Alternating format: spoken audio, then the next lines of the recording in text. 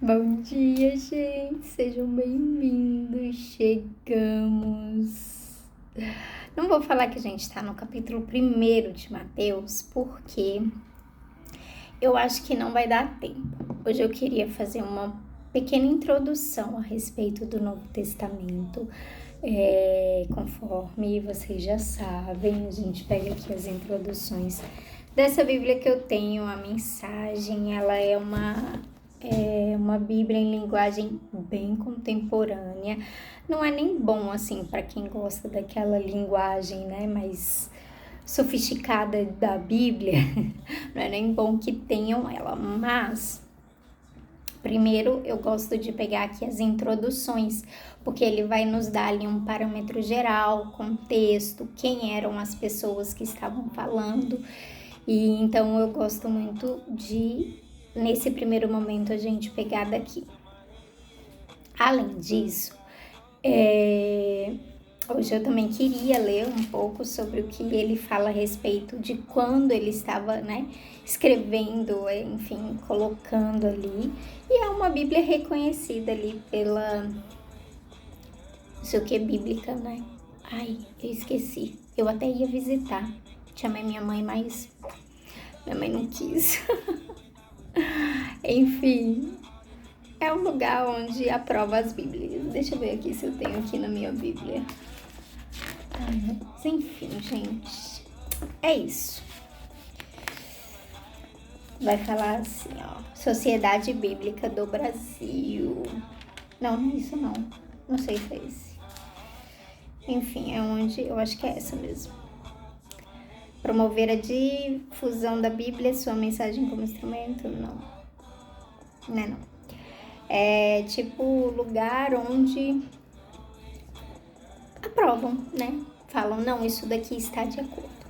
E por que a gente precisa disso? Existem diversos manuscritos da Bíblia falando que ela é verdadeira, né?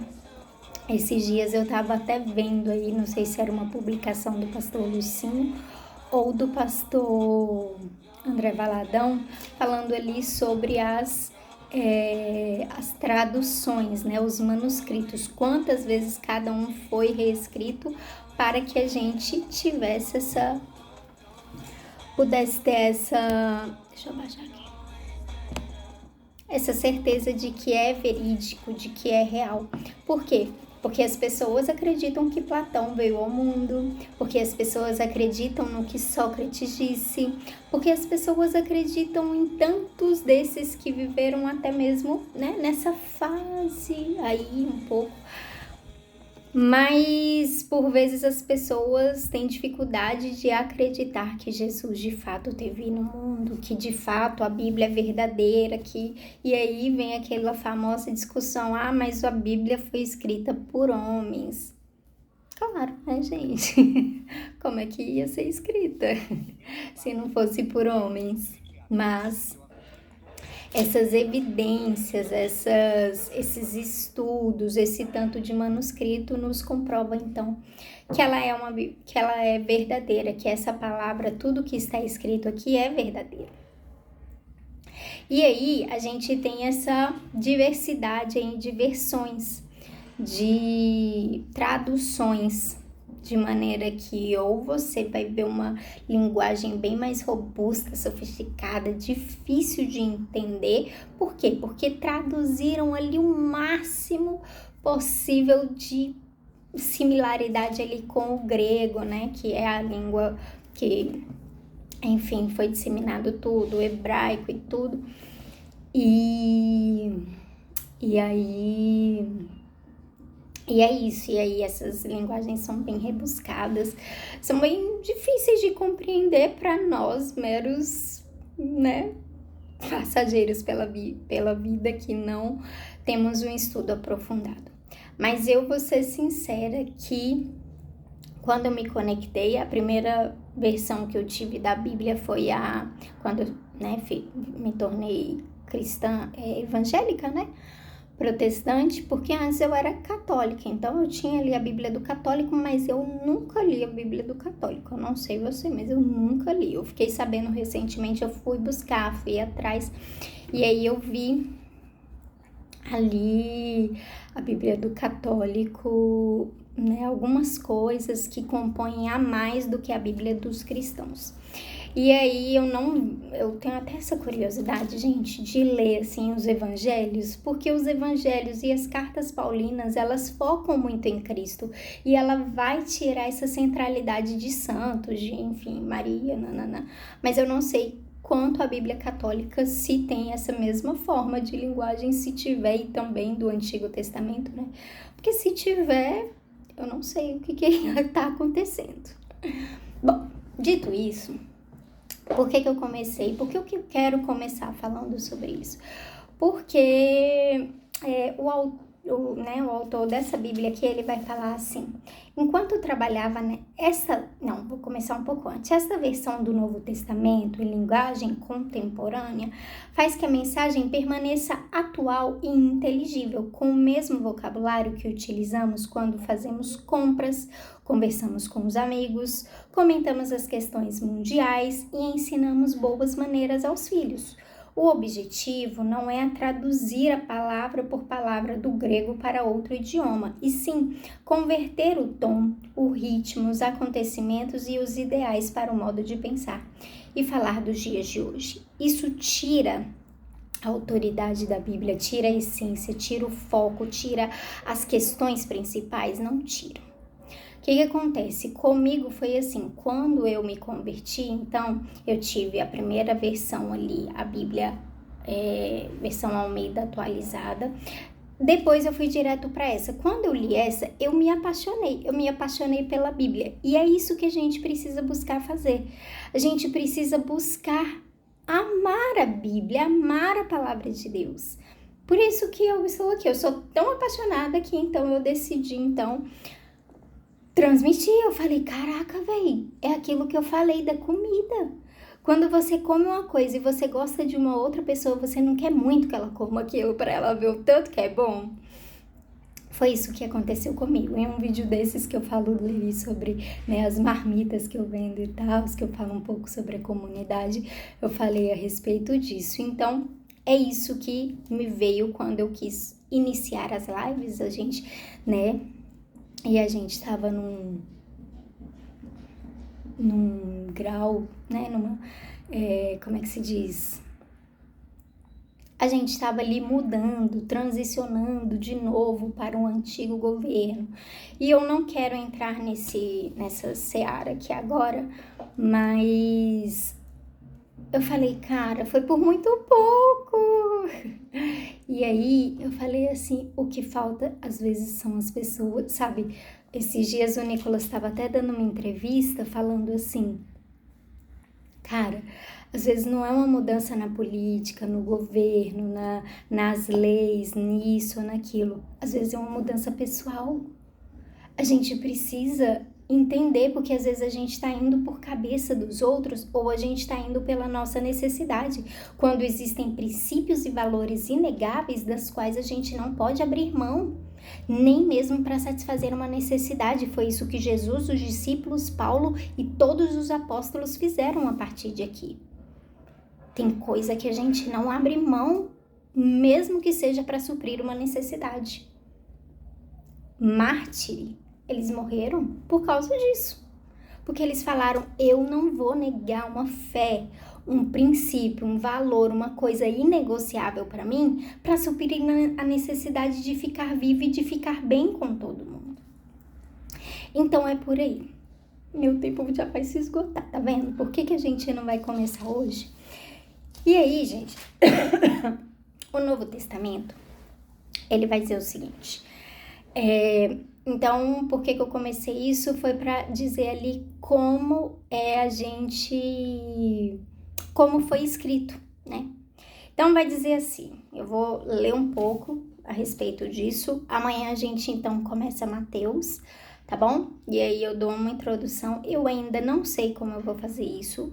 A comunidade online, eu escolho Cristo todo dia, da qual eu vou poder ali mentorear, acompanhar as pessoas de perto, a gente vai ter desafios, aqui também a gente vai ter alguns, mas lá a gente vai, se aprofundar, e vai se aprofundar até mesmo nos textos, Por quê? Porque em 15 minutos não vai dar para ler o evangelho, cada capítulo. Então, como a gente vai ter um tempo maior aqui, enquanto eu não tenho inscritos na comunidade, enquanto isso, então, talvez eu estenda. Às vezes eu não acabe, se eu ver a necessidade, se o Senhor me direcionar a não acabar aquele capítulo, né? No dia a gente talvez acabe no outro. E eu acredito que ano que vem a gente acabe de ler a Bíblia, porque a única coisa são os evangelhos realmente. E é isso. Então amanhã a gente começa. Se você veio aqui hoje atrás de iniciar o Novo Testamento, você vai iniciar com essa pequena, breve introdução, né? Que foi a mesma coisa que eu fiz no Antigo Testamento, só que um dia antes. Enfim, vamos lá, gente. Então vai dizer assim: logo compreenderam que ele também vivia neles. Eles mergulharam nesse estilo de vida com imensa satisfação. Contavam histórias a respeito de Jesus e sistematizaram os ensinamentos dele de forma memorável. Escreveram cartas, entoaram canções, oraram. Um deles escreveu um poema extraordinário baseado em visões santas. Não havia uma organização aparente, era tudo mais ou menos espontâneo. E aos olhos do observador casual, aleatório, num período de cerca de 50 anos, esses escritos foram adicionados ao que mais tarde seria compilado pelos seguidores de Jesus e denominado o Novo Testamento.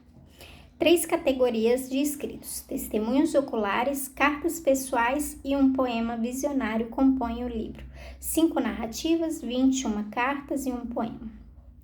No decorrer do trabalho de redação, análise, coleta e organização dos textos, durante o qual aparentemente não havia nenhum responsável, os primeiros cristãos que tiveram a vida transformada e moldada pelo que leram, chegaram à convicção de que de fato havia um responsável. O Espírito de Deus estava por trás de tudo e em tudo. Em retrospectiva, eles podiam ver que nada era aleatório. Cada palavra trabalhava com outra palavra e os documentos guardavam harmonia entre si. Não havia nada acidental no processo, nada meramente circunstancial. Eles eram ousados a ponto de chamar Palavra de Deus, o que escreveram apontando nisso a própria vida. Muitos de seus leitores, desde então, são convencidos de maneira semelhante. Uma característica impressionante em todos esses escritos é que expressavam a linguagem das ruas da época, o vernáculo comum, as áreas de recreação e as feiras livres. No mundo de língua grega daqueles dias, havia 2 níveis de linguagem, o formal e o informal. A linguagem formal era usada para escrever filosofia e história, decretos governamentais e poesia épica. Se alguém fosse conscientemente escrever para a posteridade, seria em linguagem formal, com vocabulário erudito e estilo preciso. Contudo, se o texto fosse algo rotineiro, listas de compras, cartas de famílias, contas e recibos, a linguagem seria informal, aquela falada no dia a dia e ouvida nas ruas. Essa é a linguagem usada em todo o Novo Testamento. Algumas pessoas se espantam com isso, imaginando que para tratar de um Deus santo e de assuntos santos deveria ser usada uma linguagem elevada, majestosa, cerimonial. Mas uma boa olhada em Jesus, sua preferência por histórias populares e de fácil associação para o povo comum, desfaz essa suposição, pois Jesus é Deus que desce até nós, fazendo-se como somos, sem exigir a ascensão da nossa vida à condição divina para depois aprovar os nossos esforços. Então aqui, meu tempo já vai se esgotar, que é isso, gente? Então aqui a gente vai ver ali como tudo começou, como começou a ser escrito essas histórias. Primeiro os discípulos, eles, sabe aquela inspiração, aquela coisa, cara, eu preciso anotar isso daqui, eu preciso escrever isso daqui. Meu Deus, olha o que Jesus fez. E Mateus, o primeiro que a gente vai ver, gente, e é impressionante como cada evangelho, e aqui falando dos 4 evangelhos, como cada um é igual praticamente, né? Tem ali praticamente as mesmas histórias, mas contada com um olhar, com um foco diferente de cada um, sabe? E por isso que os 4 compõem o Novo Testamento, né? A Bíblia. Por quê? Exatamente para dar essa, tipo, é verdade, tipo, pessoas diferentes viram, escreveram, só que cada um da sua maneira e cada um com a sua linguagem simples ou rebuscada. Mateus aqui já era um cobrador de impostos. Ele era pouca coisa para os romanos, mas para os judeus ele era o odiado, mas também ele era ali o da alta sociedade. Por quê? Porque ele, né, se vendeu para os romanos e pisava os israelitas, os judeus ali cobrando os impostos, né, que deveriam ser pagos aos romanos na época. Então é isso, então é por aí que a gente vai, sabe? Então é nessa linguagem, é nessa facilidade. Deus virou e falou, e isso foi orquestrado pelo Espírito de Deus, sabe? Então toda a Bíblia ela é inspirada pelo Espírito Santo. Ela foi ali aquele incômodo, assim como muitos hoje em dia. O pastor Lucinho tem uma blusa interessante que fala assim, Atos 20, eu sou parte do Atos 29, alguma coisa assim. Por quê? Porque Atos acaba em 28, no capítulo 28, e o 29 é nós continuando essa história, sabe? São as pessoas que aceitaram o desafio de virar e falar, conta comigo, Deus. E quantas pessoas hoje não são inspiradas a escrever livros que talvez não vão ficar para a vida toda como a Bíblia, mas que fazem tanta diferença. Gente, aquele Tim Keller, ele tem livros, meu Deus do céu. Quem mais? Tanta gente, sabe, que já morreu e hoje nos abençoam, sabe, através dos escritos. Ah, Marina, mas... como é que se diz? Isso não é reduzir a Bíblia ou alguma coisa assim? Sabe? Depende do valor que a gente coloca nela. Essa Bíblia, ela tá sendo lida e escrita, lida, na verdade, há 2000 anos, sabe? Ela passa de geração em geração e ela não tem parado em nenhuma geração. É porque o Espírito Santo de Deus tem continuado a soprar, a levar, a enviar. E é isso. Meu tempo se esgotou. Amanhã, então, a gente começa Mateus, beleza? Deus abençoe, gente. Tchau, tchau.